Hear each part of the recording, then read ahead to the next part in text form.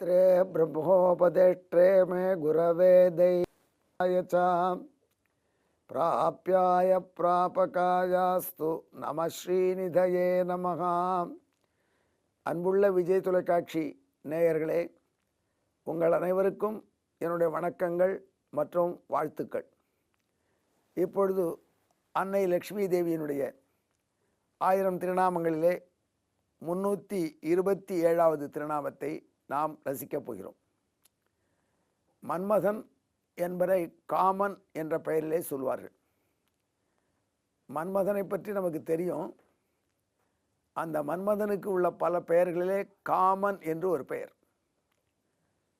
நம் தமிழகத்திலே மிக பிரசித்தமான இலக்கிய பேச்சாளராக, இந்த மாதிரி சமய நூல்களிலே பேச்சாளராக திகழ்ந்த வாரியார் சுவாமிகள் அடிக்கடி குறிப்பிடுவார், மன்மதனுக்கு காமன் என்று ஏன் பெயர் தெரியுமா? மன்மதன் எல்லாருக்கும் காமன். மன்மதன் எல்லாருக்கும் காமன் என்றால், எந்த சமயத்தவராக இருந்தாலும், எந்த நாட்டவராக இருந்தாலும், எந்த இனத்தவராக இருந்தாலும் அவர்கள் மன்மதனுடைய விளையாட்டுக்கு ஆட்படாமல் இருக்க முடியாது. அது இந்துக்கள் என்றல்ல, கிறிஸ்துவர்கள் என்றல்ல, இஸ்லாம மதத்தை சேர்ந்தவர்கள் என்றல்ல, எந்த மதத்தினராக இருந்தாலும் அவர்கள் எல்லாருமே இந்த மன்மதனை வெல்ல வேண்டும், பெரிய தீங்கு விளைவிக்கக்கூடியவன், எச்சரிக்கையாக இருக்க வேண்டும் என்று எச்சரிக்கிறார்கள் அல்லவா? அதில் எல்லா மதத்திலும் காமனாக வரக்கூடிய ஒரு ஃபேக்டர் இது. எனவே காமன் என்றவனுக்கு பெயர் என்று இங்கிலீஷில் உள்ள காமனையும் சமஸ்கிருதம் உள்ள காமனையும் இணைத்து அவர் நயம்பட சொல்வார்.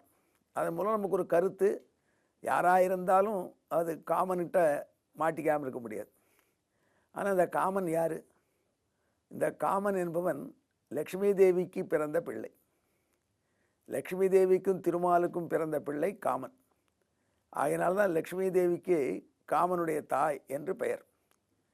திருமாலை காமனை பயந்த காளை என்று ஆழ்வார்கள் பாடுவார்கள், மன்மதனை பெற்றெடுத்த இளைஞன் என்று. மன்மதன் பிறந்து விட்டான் பேரழகன்.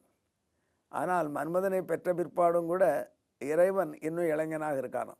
மன்மதனும் திருமாலும் போட்டி போட்டால் கூட திருமாலுக்கு தான் ஓட்டு விழுமா மன்மதனோட அழகுன்னு, அப்படின்னு ஆழ்வார்கள் ரசிக்கிறாங்க. ஆனால் இந்த காமன் என்கிற மன்மதன் பிராட்டி ஈன்றெடுத்த பையன் என்று சொன்னால், அவனால் நமக்கு இவ்வளோ தீங்கு வருது, அவன் தான் இவ்வளோ கஷ்டத்துக்கும் காரணம். எல்லா சமயத்திலையும் அவன்கிட்ட எச்சரிக்கையாக இருக்க சொல்கிறாங்களே, எல்லா மதத்திலேயும். அப்படிப்பட்ட ஒருவனை பிராட்டி ஏன் ஈன்றெடுக்க வேண்டும் என்று கேட்டார்கள். உலகத்தில் சில ஆசைகள் வேண்டியது தான். அந்த ஆசைகள் என்றால் உலக இயக்கமே இருக்காது. ஆணுக்கும் பெண்ணுக்கும் ஈர்ப்பு இல்லை, திருமணம் என்று ஒன்று இல்லை என்றால் சந்ததிகளே வளராது. அப்புறம் மனிதருடைய ஜனத்தொகையே போயிடும். ஆகையினால மன்மதனுக்கும் உரிய தேவை இருக்குது. ஆனால் அது எப்படி இருக்க வேண்டும் என்றால் சேனலைஸ்டாக இருக்கணும். அதாவது வளர்ச்சி இருக்கணும். அந்த வளர்ச்சி எல்லா வளர்ச்சியும் நல்ல வளர்ச்சி இல்லை. கேன்சரும் வளர்ச்சி தான், ஆனால் நல்லதில்லை. அதே மாதிரி மன்மதன் இருக்க வேண்டும். அது அறத்தின் நெறியில் இருக்கணும். முறைப்படி மணந்த கணவனுக்கும் மனைவிக்கும் இடையிலே இருக்கக்கூடிய அந்த நேசபாசங்கள், அவைகள் மூலம்தான் குடும்பங்கள் வளர்கின்றன, கலாச்சாரம் இருக்கின்றது, நம்ம மேலும் சந்ததிகள் வளர்கின்றன. ஆகையினால் அந்த மாதிரியான காமன் அவசியம் தேவைதான். அப்புறம் மக்களுக்கு இன்னும் எத்தனையோ ஆசைகள் இருக்குது. அந்த ஆசைகள்னால் ஒரு காரியமும் செய்ய மாட்டாங்க.